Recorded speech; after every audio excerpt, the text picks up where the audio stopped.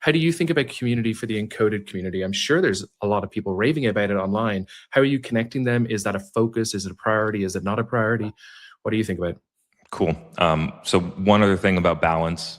So you mentioned the triangle, right? So it's family, work, social, and just the idea that I can only have two is a subconscious program on its own. It's a balance contract that in order to achieve something, I must give something, I must trade something else, which is not a fact. It's not real. And the way that we look at it is we actually look at it in 10 different categories. So you have relationships, which would include your family, health, mental health, connection to self, financial, purpose, and there's several other ones. And we work to optimize and achieve a 10 out of 10 on all 10 categories of our life, how we view, how we live them. Because there actually is no restriction to doing that. What actually holds us back from achieving that is actually just our own ceiling that we create for ourselves. And so I like to drop that in because I've been it's not a victim, but I've been a victim of those beliefs before. And whatever you believe is how it will be. So if you believe I need to trade my family for work, then that's what will happen, right? If you don't believe that, then you will act in a way that you can make all of them amazing, and they all can be amazing. So that's an empowering belief I want to share with everyone.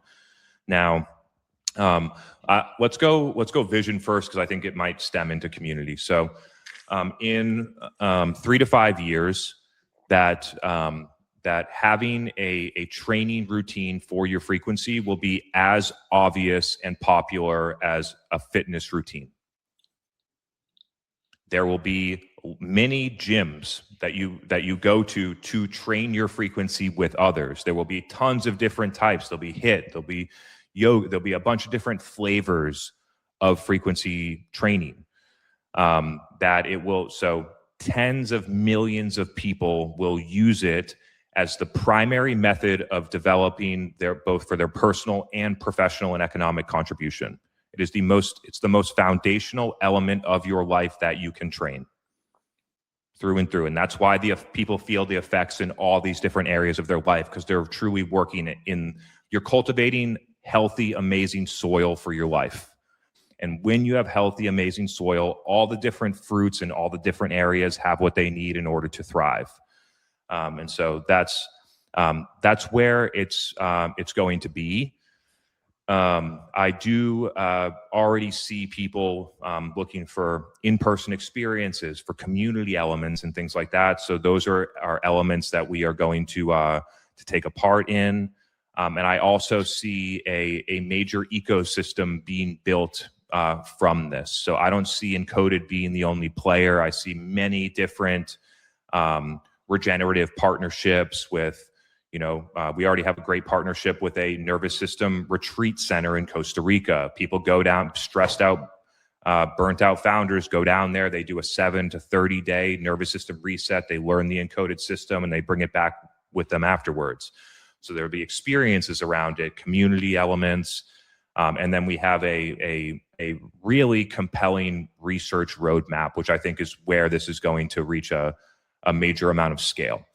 So just as an example, okay, $50 billion a year are spent on prescribing what we'll call psychiatric numbing medications, anti-anxiety, antidepressants, things like that. And once you're on one, there's a 29-year-old girl that's been on antidepressants, wants to get off of them, tries to get off of them, and immediately has suicidal thoughts. They're stuck on them.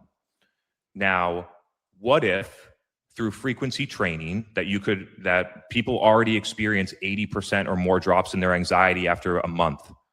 So what if you could help people get off these types of medications, right? Obviously, there's a lot of clinical research that needs to be done to make a claim like that, but the early insights are really, really powerful, and to be able to help that many people would be amazing. Substance abuse problems are at its core a frequency problem, a low frequency set of beliefs about yourselves and the world. And so if you elevate your frequency, then you literally leave environments, and many people report stop drinking alcohol, stop smoking marijuana, stop doing other medications and other things that they've been doing after using ENCODED for a couple of months, right? So these are early evidence that need a lot more study and validation for it, but they are incredibly compelling for society. What's so I'm fascinating excited about that. What's fascinating is too is like you're talking about early adopters who are maybe because of their circumstances looking for something as a change, right?